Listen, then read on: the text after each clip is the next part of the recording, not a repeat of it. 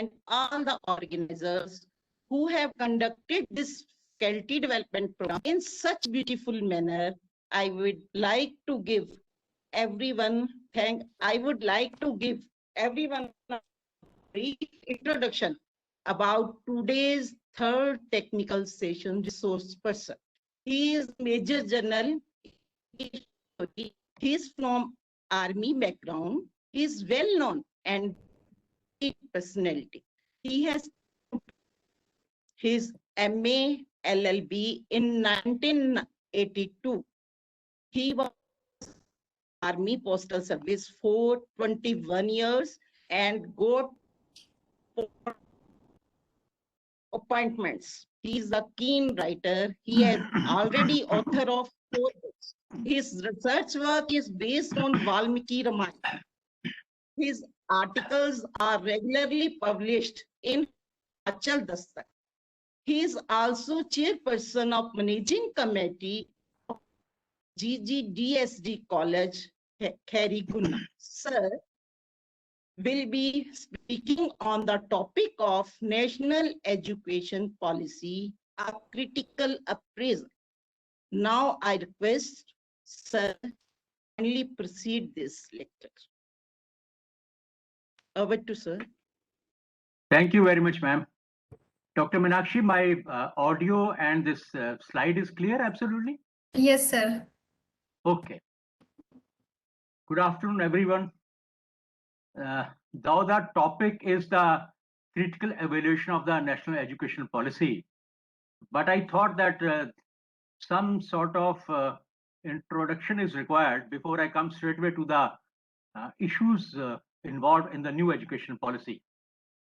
Because as far as that document is concerned, I assume and presume that everybody must have gone through.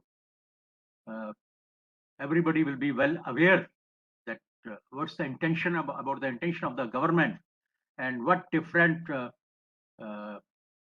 issues have been elaborated in the draft national educational policy.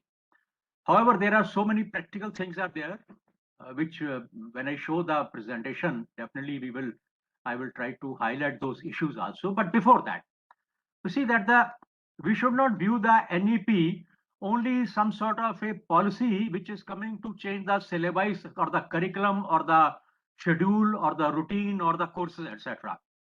Before that, we have to understand some basic issues involved in the education policy itself, or the role of education in the society itself is concerned, especially in the post-corona period. Now, what I'm trying to say is, with the help of these slides, it will be more clear that what is the role of education? Why parents send their children to the schools or the colleges? Is it only to get good degrees so that they can have a good job? Was it the role of education earlier also, or it has become only since last couple of decades? Or in other words, if we just try to understand, भाई बच्चों को पढ़ाना किस लिए है? बिना पढ़े हुए लोग भी, मारवाड़ियों के बहुत सारे बच्चे बिना स्कूल कॉलेज गए भी लाखों करोड़ों अरबों का बिजनेस करते हैं. There are so many people, if you just go to the market, चाहे वो पान की दुकान लगा रहे हो, चाहे वो छोले भटूरे बेच रहे हो, उन्होंने तो कोई कहीं लवली प्रोफेशनल यूनिवर्सिटी से MBA की डिग्री नहीं ली. तो हम बच्चों को पढ़ाते किस लिए है, कि क्या मकसद क्या है? अब थोड़ा सा मैंने इसको जब सोचा तो मेरे मन में कपल ऑफ पॉइंट्स जो आए हैं, I am going to share with you, which I feel you might disagree, that is your prerogative. Role of education is to develop a scientific temper and a rational thought process amongst the students, which means that education का मतलब यही नहीं है कि उनको जो है algebra geometry पढ़ा दिया, उनको कह दिया कि ये एंड में these are the 5 questions या 10 questions जो आएंगे, या this year the focus will be on this thing only. Role of education is much bigger than simply completing the syllabi, and that is के एक बच्चों में, स्टूडेंट्स में एक ऐसा एक टेम्पर और रैशनल थॉट प्रोसेस जगाएं जिससे जो है उनको बुरे भले का, सही गलत का और चीजों को एवेल्यूट करने का, उनके प्रोज एंड कॉन्स को जानने का, उनको समझने का एक दिमाग में उनके एक एक्शन और चेन रिएक्शन स्टार्ट हो जाए, like the thesis or the antithesis. When they clash, then becomes a synthesis. This synthesis itself is a thesis. This thesis gives birth to the another antithesis. So this is a rational thought process. Okay, अगर यही है, इसके अलावा ठीक है, we give them a scientific temper, rational thought process, and ultimate aim is that there should be an awareness among them, awareness about the society, awareness about the people, awareness about the social, political, economic, religious, culture, whatever you call it, about so many things. There should be a general awareness amongst the citizens also, what is happening in the society, what will happen in the society, what type of developments are taking place, etc., etc. Apart from that, we have to, role of education is to integrate them also with the social and the political system. Aim of the education is not to create rebellion or to produce rebellions. Aim is that whatever is the cultural, social, political system of the village, of the town, of the state, of the whole country is there, they must be in a position to integrate with that. Okay, this is my country, this is my motherhood, this is my nation, this is my city, this is my village. तो उनके एक integration की feeling भी लेकर आनी, so that the cohesive unit के तौर पर वो अपने आप को एक रैशनल थॉट प्रोसेस की मदद से अवेयरनेस लेकर आए और आगे जो है एक अच्छे रिस्पॉन्सिबल समझदार सिटीजन बन सके. इसके अलावा भी है role of education. We have to inculcate high moral values. अगर मॉरल वैल्यूज ही नहीं होगी तो ये all these three things which are written above, they will become zero. अब इसके मैं I will not explain that high moral values. You are well aware about it. That what is the role of the education to inculcate high moral values. And we ultimately aim is that we have to prepare the students to earn good livelihood. Livelihood nahi, good livelihood. So that with the passage of time, cost of living goes up, their needs and necessities go up. They should be in a position to earn good livelihood so that they themselves, as well as for their families, they can be a strong support. So what I feel that when we say that what is the role of education, अब अपने दिमाग में रखिएगा. If you agree with this role of education, then try to correlate that whether this role of education is fitting into the whole gamut of the NEP or not. Whether it has fitted so far or not. As far as that, to prepare the students to earn good livelihood, yes, that has been the major aim and objective of large number of education institutions and of the parents also. But whether they want that their children should have high moral values, that is the secondary thing. Whether there should be awareness, yes, it should be. Whether they should develop a scientific temper and a rational thought process, mixture. So it all has been the mixture reaction of the parents and of the society as far as the role of education is concerned. But how to achieve it if this is the role of education? How to achieve it? To achieve it, definitely it requires discipline from teachers and students. A couple of states, I think it is Bihar, UP or some other states, जहां पर contract पर teacher रखे जाते हैं. भाई आप teacher को appoint नहीं कर रहे हो, रेगुलर को आप ठीक है रेगुलर को अपॉइंट नहीं कर रहे हो, and you feel that let it be some ad hoc appointment, so that if everything is all right, then this ad hoc appointment initially we will do, later on we will convert it to permanent appointment. You are not doing ad hoc appointment also, you are resorting to contract appointment because you feel means that the administration or the government or the institutions feel that they will not be in a position to pay X amount, hence let it be contract teaching. The moment it is contract teaching, I have come to know there is a subcontract also among the contract teachers. Even the contract teachers, they don't go to the schools and the colleges, there is a subcontractor also. If this is the scenario, what will be the level of the education in those institutions, and where will this role of education will go? Anyhow, to achieve it, apart from that separate, it requires inquisitive mindset and eagerness to pursue knowledge from the students. Students में अगर सीखने की ललक ही नहीं है, उनका मन ही नहीं है, उनका किसी तरह से एक या दो पीरियड लगाना और बाहर जो है बैठकर कैंटीन में चाय कॉफी पीकर घर चले जाना, अगर ऐसा होगा तो that role of education which I have explained how it can be achieved. अब ये कैसे होगा, इसके लिए who is to be blamed, that is a totally different thing, but it is the requirement. It also needs a helping and guiding hand from the teachers. Students say we expect from the students, but the expectation starts from the teachers, that they should also come forward and help and guide and advise and take their hand and then carry on to achieve the ultimate aim and the objective or the goal role of the education. It needs a constant upgradation of knowledge from teachers. अपने दिल पर हाथ रखकर जो है कह दीजिए कि हम अपनी नॉलेज कितनी बढ़ाते हैं। अब आजकल तो गूगल है, बच्चों के पास इतनी इंफॉर्मेशन है that sometimes their level of information is much higher than the teachers also. So what type, if they are having more information, I'm not saying knowledge, it's basic information. If they are having more information in their hand because they have got 4G mobile with them with the high level connectivity, their level of respect for the teacher will start going down. They will think that isko to ye bhi nahi pata, isko to ye bhi nahi pata, isko to ye bhi nahi pata. So to achieve that thing, jahan par uska haath hold karke aap usko aage le jana chahte ho, you have to be couple of steps ahead of the student. For that, there is a need of constant upgradation of the knowledge from the teachers also. Okay.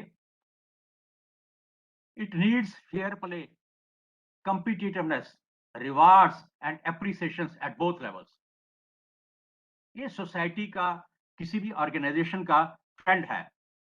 जो एक organisation के pillar होते हैं वो 4 ही होते हैं, जैसे कि बिल्डिंग के 4 पिलर होते हैं, इसी तरह से किसी भी ऑर्गेनाइजेशन के स्ट्रॉन्ग पिलर 5 या 10% ही होते हैं और बाकी सब जो है उसी धारा में उनके साथ पीछे पीछे चल रहे होते हैं। लेकिन अगर वहां पर फेयर प्ले है, रिवॉर्ड्स है, एप्रिसिएशंस है, तो वो बाकी लोग भी जो है अपने आप को they try their best to make them one of the strong pillar of the organisation. और अगर वो नहीं है then they feel कि कोई फायदा नहीं है, institution is not taking care of them, we are doing so much work and still we are not being appreciated also. Appreciation doesn't mean that the monetary, it can be of the various shapes and the forms also. So to achieve that role and goal of the education, there is a requirement of fair play, competitive rewards and appreciations. Educational institutions में level of politics कितना है, मेरे से ज्यादा आप जानते होंगे। Fragmentation कितना है, डिफरेंसेस कितने हैं, ये आप ज्यादा जानते होंगे। उसमें कोई बुराई नहीं है, पांचों उंगलियां बराबर नहीं होती। There can be ideological differences, there can be differences based upon that the thought process, it can be based upon religion, it can be based upon caste, it can be based upon economic criteria, it can be based upon social upbringing, उसमें कोई problem नहीं है। But if everybody, in spite of these differences, has a particular aim and objective which is common to the institution, is clear, is working for that, then that the aim and objective can be achieved. But for that, the institutions have to be create the playground in such a manner that everything happens on the ground, on the playground is fair and competitive, and person who is doing good work is appreciated, etc., etc. It also needs monetary support. भाई अगर teacher की तनख्वाह ही इतनी कम है कि वो अपना गुजारा बड़ी मुश्किल से कर पा रहा है, तो क्या करेगा? वो ट्यूशंस की तरफ को चलेगा, वो प्राइवेट एकेडमी इंस्टीट्यूशंस की तरफ को चलेगा, वो कोचिंग इंस्टीट्यूशंस की तरफ चलेगा। In other words, there will be some other methodologies to increase the income. So it means that the person जिससे हम expect करते हैं, that person is going to be the future friend, philosopher and guide of the next generation. He needs good, solid, proper monetary support also. Has our education system achieved it? आप बताइए। चलिए, आपकी आवाज मेरे पास नहीं आ रही होगी, लेकिन आप मन में सोचिए, majority of you people might be thinking that our education system has not achieved it. हो सकता है उल्टा भी सोच रहे हो, लेकिन this is a question that if for example Mandeep Kaur has typed that the no sir, Dr. Ankita said no sir, it has not achieved at all our education system. Has it helped in improving the livelihood or the quality or the level? No. Has it helped in creating the proper awareness about which I mentioned in the first slide? To some extent, amongst a very few students, because since last 2-3 decades, the aim and objective has been कैसे जो है कितने percentage marks लेकर आने इस exam में, level of awareness. कभी कभी हम बात भी करते हैं कि ये जनरेशन कैसी है यार, इनको जो है अगर आप 2 लाइनें लिखने के लिए बोल दो इनसे अंग्रेजी में, वो नहीं लिखी जाती। अंग्रेजी में क्या अपनी मातृभाषा में नहीं लिखनी आती। हम आपस में बात भी करते हैं, यार इनको कहो कि यहाँ ये एक थोड़ा सा एक पैराग्राफ लिख दे, वो क्या लिख रहा है उसकी कुछ समझ में नहीं आ रहा। It means that bookish knowledge, syllabus knowledge, इससे बाहर जो है उनकी अवेयरनेस लेवल बहुत कम है। हाँ, because of the net awareness level has increase, लेकिन उससे एक और नई प्रॉब्लम हो गई है, जैक ऑफ ऑल ट्रेड्स। हर स्टूडेंट अपने आप को doctor, philosopher, scientist, artist, painter, musician, पता नहीं क्या क्या समझना शुरू कर दिया।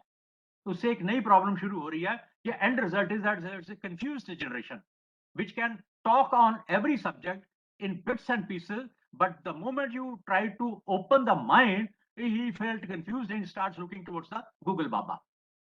Anyhow, livelihood failed, awareness to some extent. Has it helped in creating a rational thought process? Zero. Absolutely zero. आज भी हमारी आगे से आगे जनरेशन अंधविश्वास, कूपमंडूक, ऐसे फैनेटिज्म, रिलीजियस डॉगमास, इन सब में मॉडर्न और टेक्नोलॉजिकल तरीके से उलझती जा रही है। बच्चे को पैदा होते हम सबसे पहले है अपने बाप, अपने जिस भगवान को मानते हैं उसके चरणों में लटा देते हैं। The moment we do it means that we saying के इससे आगे सोचना मत, जो जो ये है बस यही है, इससे आगे मत सोचना। Anyhow, that's a slightly different thing, but the rational thought process which the education should have created or generated in the mind of the younger generation, it has failed. Has it helped in integrating with the social system?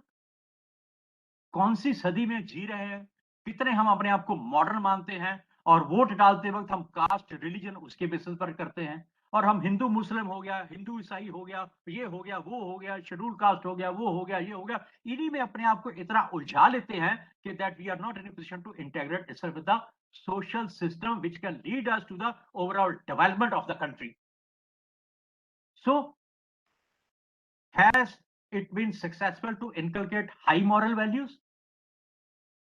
ना, बिल्कुल भी नहीं। आप खुद ही, आप इस सवाल का जवाब आप ही के पास है कि आजकल की जनरेशन, उसको कोई इज्जत ही नहीं है, उसको कोई शर्म नहीं है, उसको जो है ये है वो है जो कुछ भी है। तो अगर ये सब ऐसा होता आया है तो सिंस लास्ट 30, 40, 50 years या whatever be the number of years, ये क्या हो रहा है, हो क्या रहा है, ये कैसा एजुकेशन सिस्टम है। कभी उसको answer any 5 questions out of 7 कर दो, कभी आप ऑब्जेक्टिव टाइप कर दो, कभी ये कर दो, कभी आप कह दो कि ये सिलेबस ऐसा है, इसको ये पढ़ लेना। ये क्या है, ये एजुकेशन हो रही है क्या? ये सिर्फ डिग्रियां बढ़ रही हैं ताकि इस डिग्री के बेसिस पर, on the basis of so much percentage marks, person उसको जो है हम किसी तरह से क्रैश कोर्स करवाकर उसको प्लेस करवा दे किसी कंपनी में। Has he become educated? Has he become rational? Has he been integrated? जी नहीं, बिल्कुल नहीं। Do we have apart from that discipline? मैं क्या कहूं, आप सब लोग अच्छी तरह से जानते हैं टीचर से कितना लोग बच्चे डरा करते थे कि वो इधर से भी निकल जाए तो ऊपर ही तरफ से छुप जाया करते थे। कौन सा डिसिप्लिन खत्म हो गया? ऊपर से जो है कि बच्चों को कुछ कहना नहीं है, पेरेंट्स लड़ने आ जाते हैं, मतलब बड़ा तरह तरह की सोशल जो है वो इश्यूज इन्वॉल्व हो गए। सो का डिसिप्लिन ना घरों में रहा, ना फैमिली में रहा, ना सोसाइटी में रहा, तो स्कूल और कॉलेजेस में कहां से आ जाएगा? इल डिसिप्लिन, बिगड़े हुए ब्रैट, उनको जो है जब स्कूल और कॉलेज में छोड़ दिया जाएगा तो टीचर बेचारा उनमें डिसिप्लिन कहां से लेकर आएगा? इंक्विजिटिवनेस क्या उनमें आ गई है? बहुत कम परसेंटेज स्टूडेंट्स होंगे जिनमें ये होगा, अदरवाइज जस्ट टाइम पास। क्या उनकी नॉलेज में कांस्टेंट अपग्रेडेशन हो रही है? या बिकॉज ऑफ द टेक्नोलॉजी बड़े आजकल उनको पता चल गया, कोरोना को कैसे हराना वो भी पता चल गया, कौन सी मेडिसिन कब खानी कब की नहीं खानी। So because of the revolution the IT information technology, there is an upgradation the knowledge. but I will say it is not knowledge, it is information. But there is a difference between information and the knowledge and the wisdom. क्या helping hand हम दे पा रहे हैं उनको? हाँ, थोड़ा बहुत हम कोशिश कर रहे हैं. फेयर प्ले रिवार्ड्स एप्रिसिएशन हो रहे हैं. मेजॉरिटी ऑफ द इंस्टीट्यूशंस ना के बराबर. सम ऑफ द इंस्टीट्यूशन कुछ हद तक, some of the institutions कुछ ज्यादा हद तक, but overall what should have happened is not happening. Monetary support शायद पे स्केल्स में जो है कई बार स्ट्राइक पर जाते हैं, कई बार कुछ और इश्यूज होते हैं, शायद थोड़ा बहुत उसमें फर्क पड़ा, स्पेशली जब पे कमीशन के साथ अगर कुछ लिंक हो जाए वगैरह वगैरह. Otherwise there are large number of education private institutions which economically exploit the teachers. उनको एक्स अमाउंट के ऊपर साइन करवा के X minus so and so हाथ में पकड़ा देते हैं, and they expect the teachers कि वो बच्चों में रैशनल थॉट प्रोसेस लेकर आए, डिसिप्लिन लेकर आए, हाई मॉरल वैल्यूज लेकर आए. जब एजुकेशनल इंस्टीट्यूशन को चलाने वाले का सिर्फ एक ही मकसद है कि मेरे को आने वाले इतने सालों में इससे सिर्फ प्रॉफिट और प्रॉपर्टी कमाना है, और उस प्रॉफिट से जो है मैंने the profit will be diversified to some other business establishment और अदर इंडस्ट्री और अदर फैक्ट्री, तो ये सारी चीजें नहीं हो पाएगी. Unless the institution feels that from this profit I will support another educational institution with same values. ऐसा जैसा कि मैं फख्र के साथ कह सकता हूं, GGDST सोसाइटी का यही से कहना है, यही मानना है, that we earn profit from A college and from that we run B college. Let the B college be on the loss. We will compensate the loss of the B college from the profit of the A college. Once the B college comes into the profit, from that profit we will start another C college, because we will not compromise on the certain things. ऐसा बहुत कम है हिंदुस्तान में. तो अगर ये situation है, if this is the situation or this is the scenario, 21st century में क्या हो रहा है या क्या हो सकता है या क्या होगा,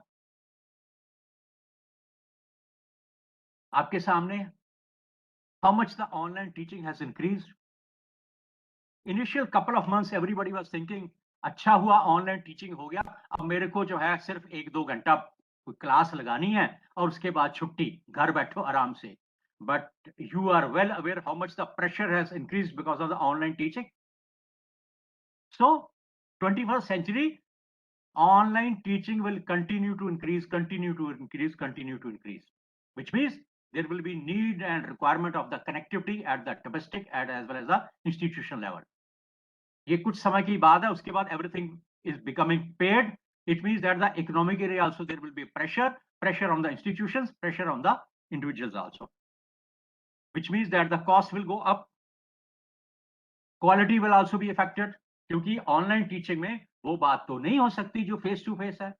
There is no eye contact as just now. I'm not having eye contact with everyone. Only 4 people's picture I can see.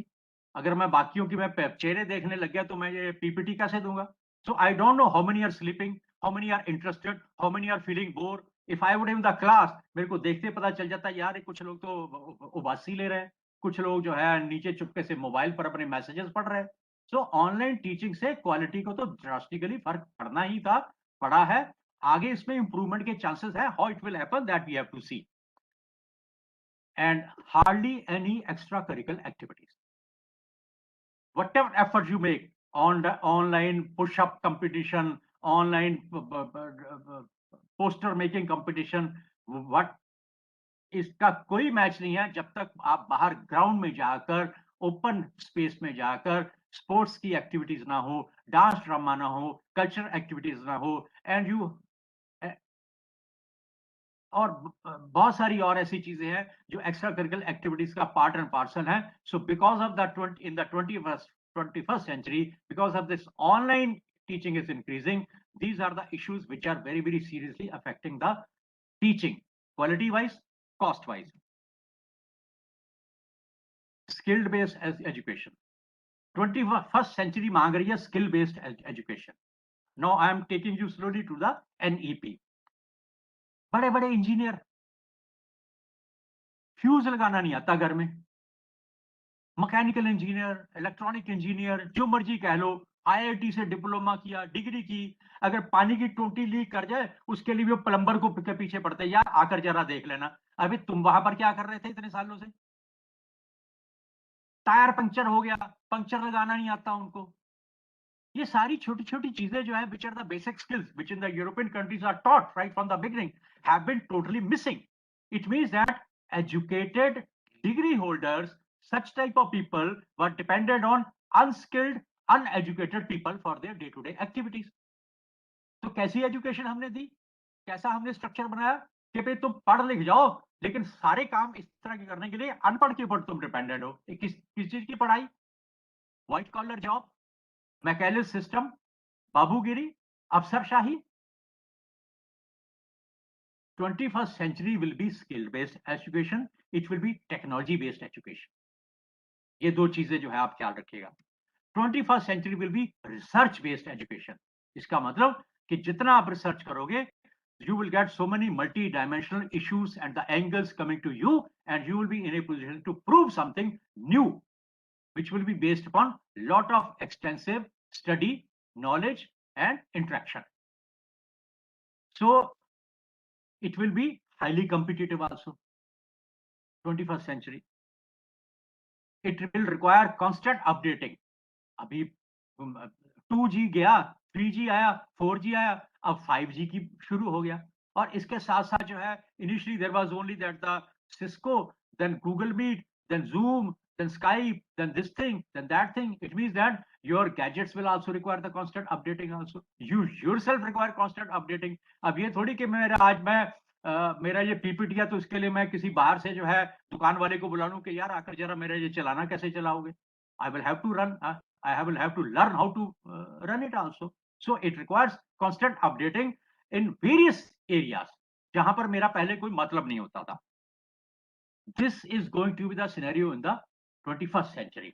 अब अगर ये ऐसा रोल ऑफ एजुकेशन है और अगर ऐसी ये प्रॉब्लम्स हैं और ऐसा 21st सेंचुरी में हमें ये इश्यूज आएंगे, इन सारी चीजों को देखते हुए, उसको समझते हुए, the government has come out with a proposal that there is a need to have a new education policy.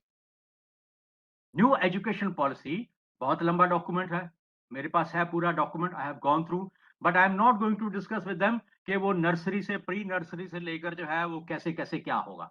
I am going to show the slides concern with the higher education only. In my next presentation मैंने बहुत जगह पर sign of interrogation लगा रखे हैं।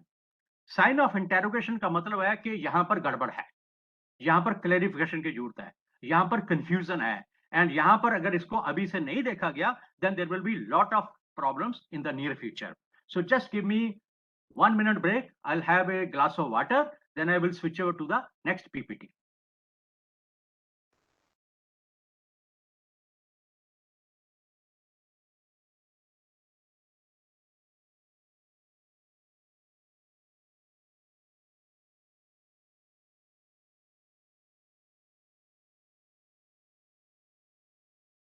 Just 1 minute.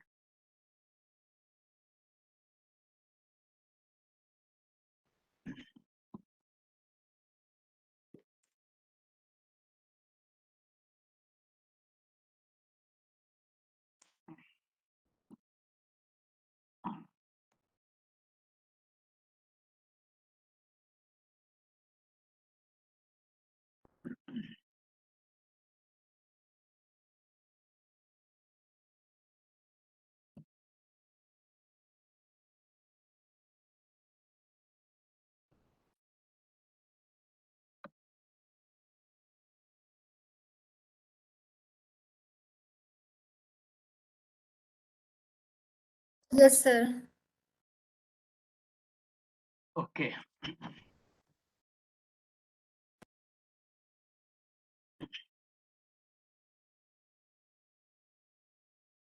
So, new education policy.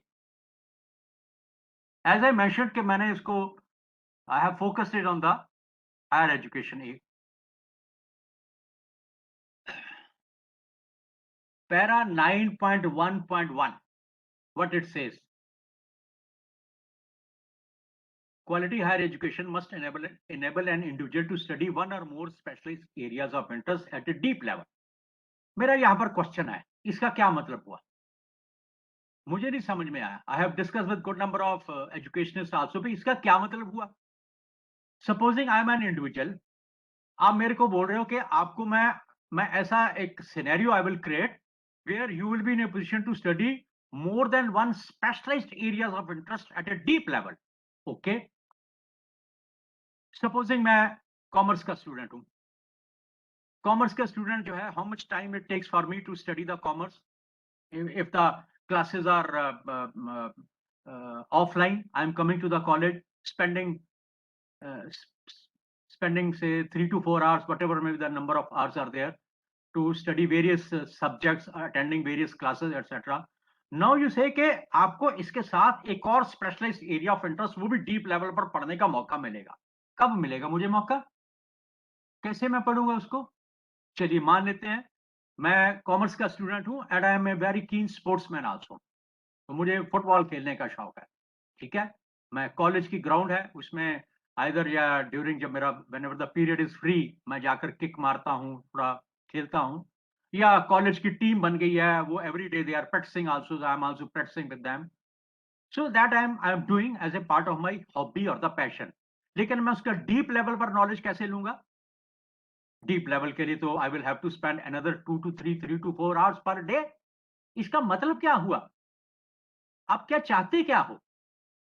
इसको clear कीजिए ना पहले. आप क्लियर नहीं कर रहे. एक अंग्रेजी में जो एक सेंटेंस डाल दिया, at a deep level. What do you mean by deep level?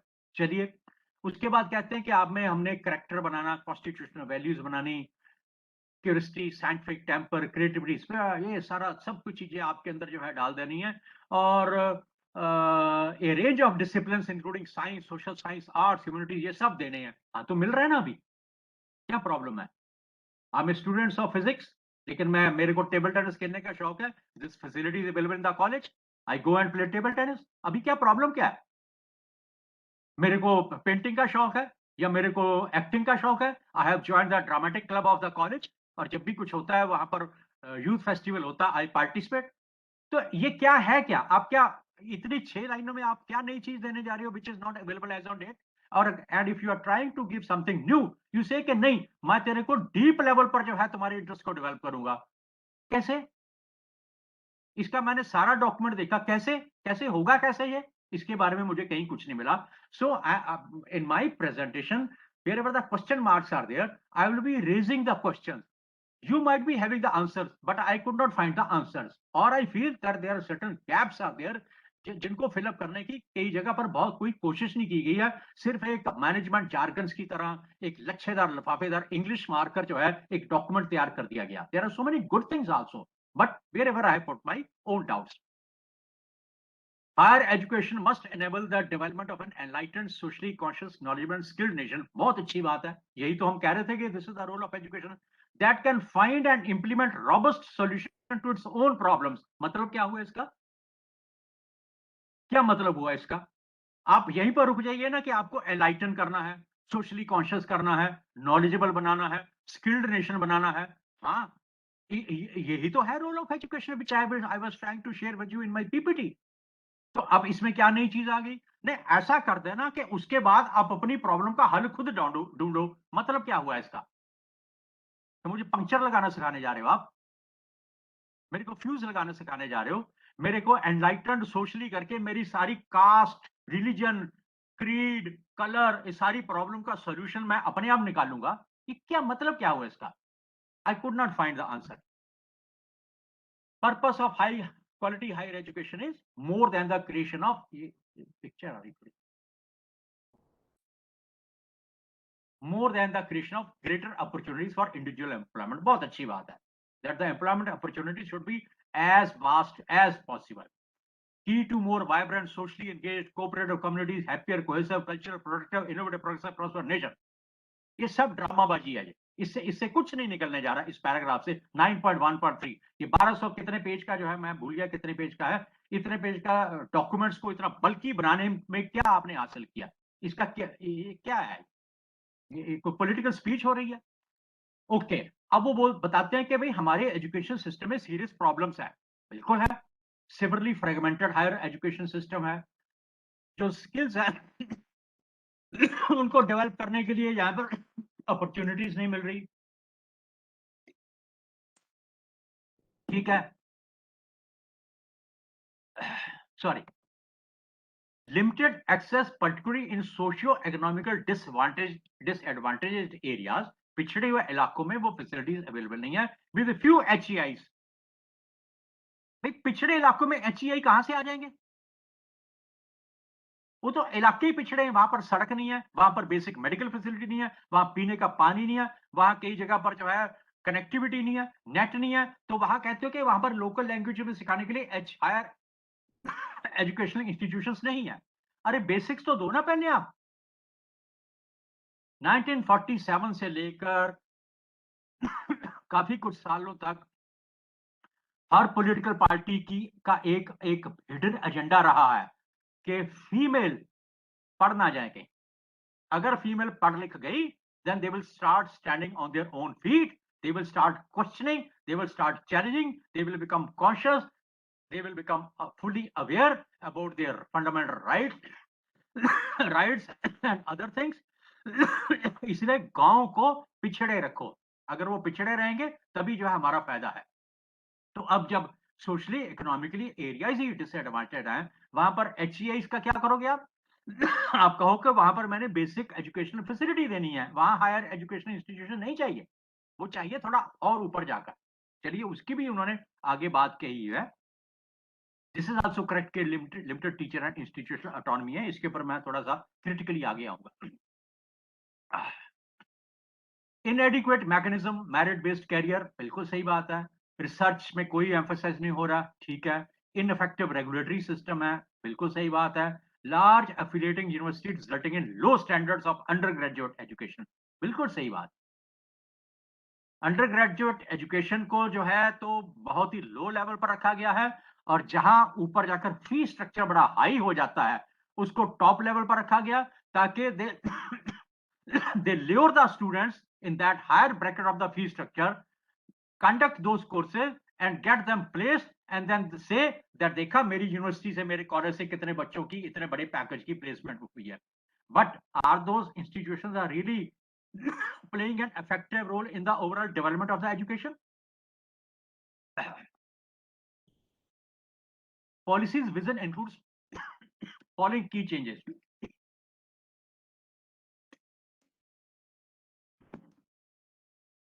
ये कह रहे हैं कि हमने हर डिस्ट्रिक्ट में कम से कम एक जो है वो लार्ज मल्टी डिसिप्लिनरी यूनिवर्सिटी या कॉलेज बनाना है। अब ये भी मेरे को कई चीजें जो है समझ में नहीं आ रही।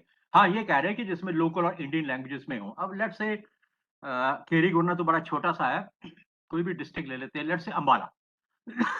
अंबाला में तो है ना कि एक से ज्यादा है, बहुत सारे डिस्ट्रिक्ट हेडक्वार्टर होंगे जहाँ एक से ज्यादा होंगे। I need just 1 minute break, half minute.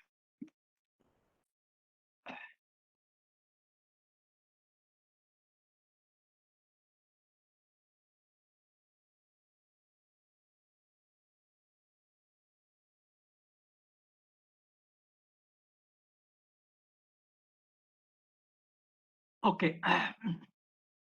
So this is at the policy vision as per para 9.3.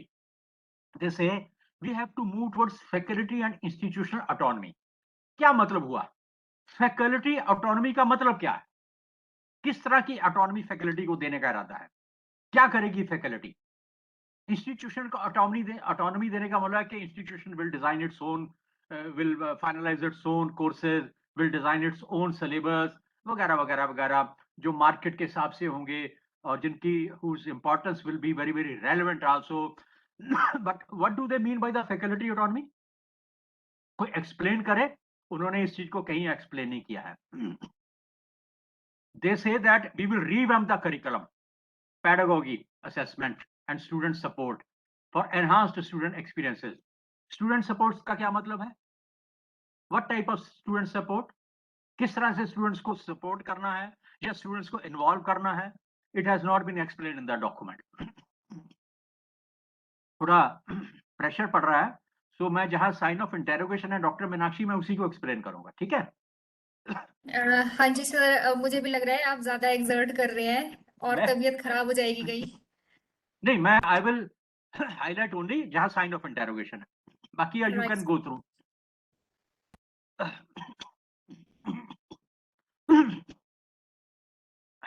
National research foundation बड़ी अच्छी बात है, कह रहे हैं light but tight, I don't know whether it will be light but tight, it's full of confusion only.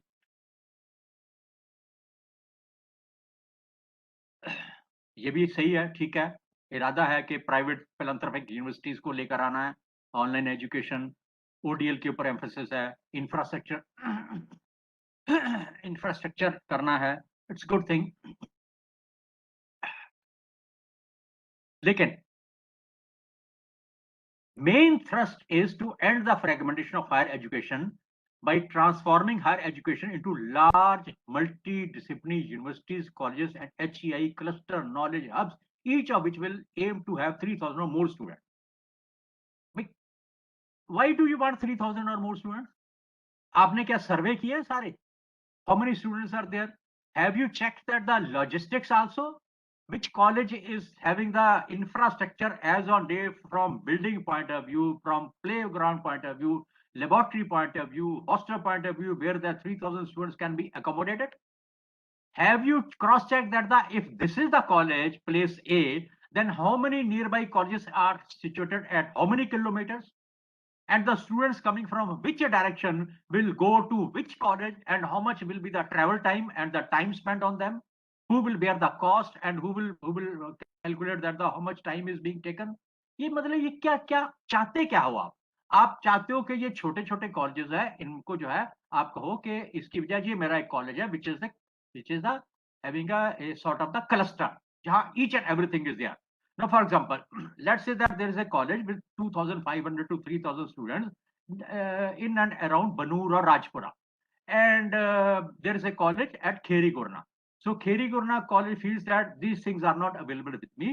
These are available at this college, which is the cluster college for similar type of smaller colleges at Rajpura.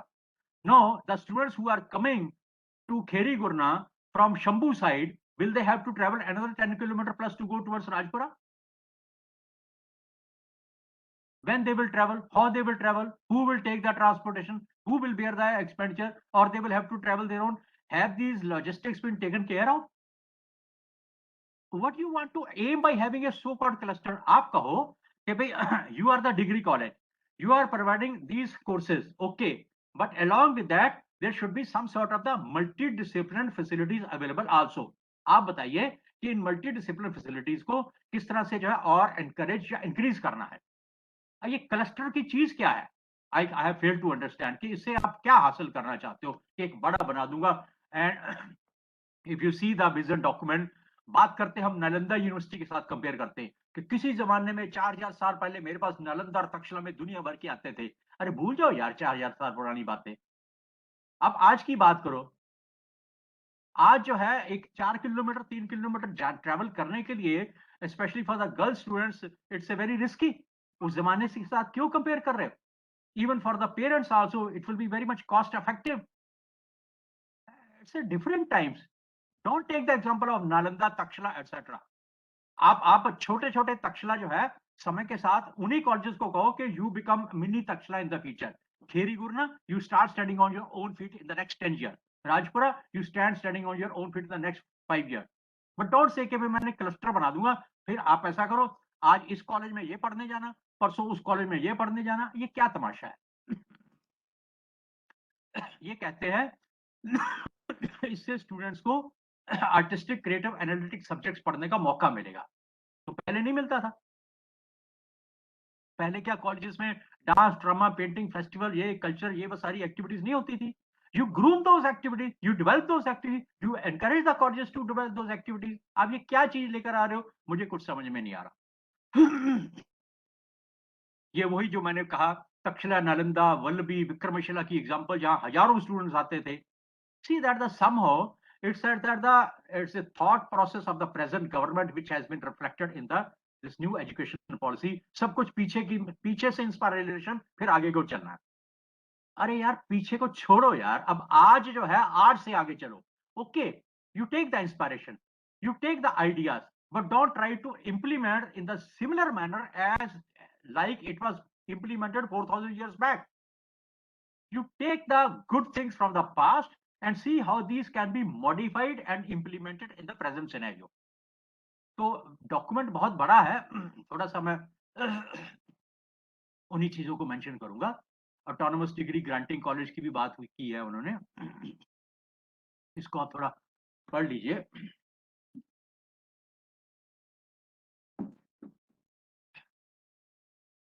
Every college would develop into either an autonomous degree granting college or a constitute college of a university. इन सारे documents में there is lot of explanation is required.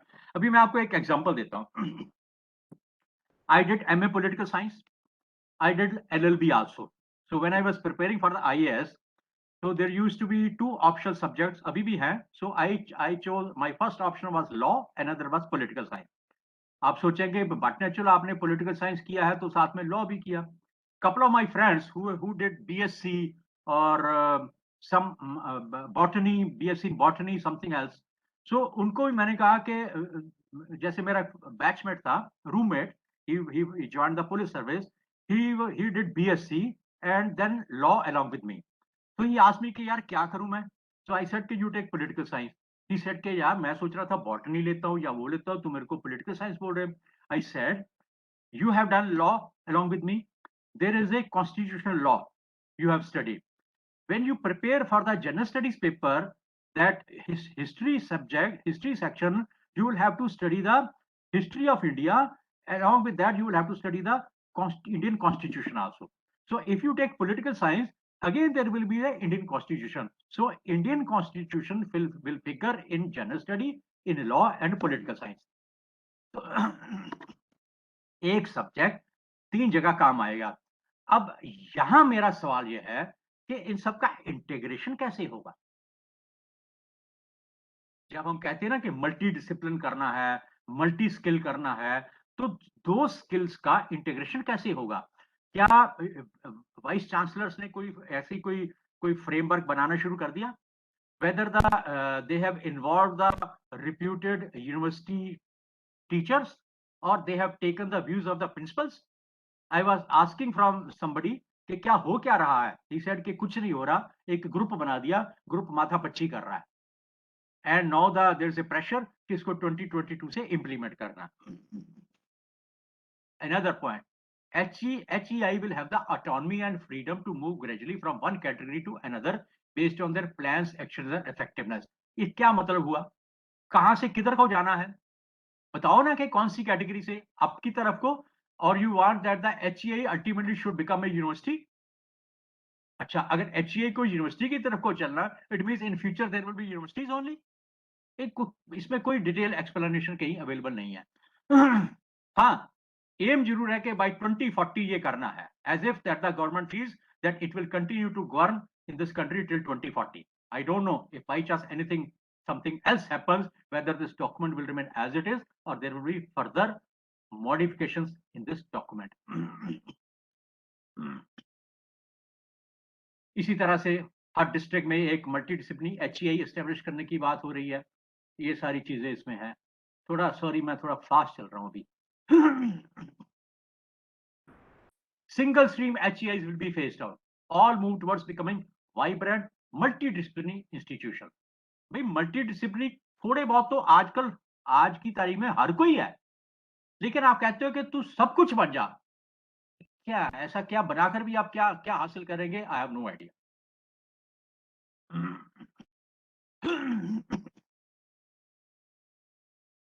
More holistic, वहां पर भी satisfaction नहीं हुई। बोले कि नहीं 64 कला संपूर्ण जैसे होते थे उस तरह से हमने जो है अपने आप को 64 कला संपूर्ण बना देना। कैसे बनाना? आई डोंट नो। हम सबको जो है उन्होंने एक सुपर ह्यूमन बनाने के बारे में बात कर रहे हैं कि नेक्स्ट जनरेशन जो है एक सुपर ह्यूमन बनाकर तैयार कर देनी है।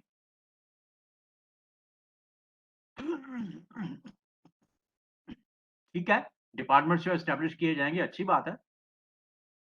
बाकी आपको मालूम है कि किस तरह से जो है उन्होंने एक्सप्लेन कर रखा है कि सर्टिफिकेट कोर्स होगा और वो कौन सा है, डिप्लोमा कोर्स होगा ग्रेजुएशन के लेवल पर, और डिग्री होगी, और student will have the option to move away undergraduate degree of either 3 or 4 year duration, diploma after 2 years, bachelor degree after 3 year, 4 year means that the research based etc. ये अलग तरह सा एक system और curriculum बनाया गया है।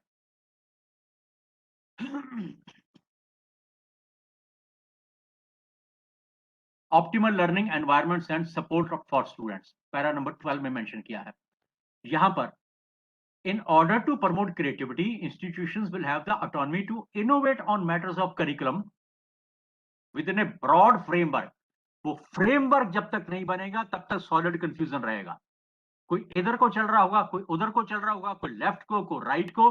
वो ब्रॉड फ्रेमवर्क क्या है, ये फ्रेमवर्क आपको पहले बनाना पड़ेगा, उसके बाद आगे चलकर बात चलेगी कि आप इंस्टीट्यूशन जो है वो किस तरह से उनको ऑटोनॉमी की बात करोगे।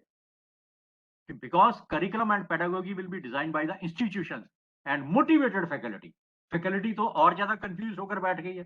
फैकल्टी पहले जो है डीमोटिवेटेड थी, अब आप बोल रहे हैं कि मोटिवेटेड फैकल्टी के साथ इसको करेंगे हम।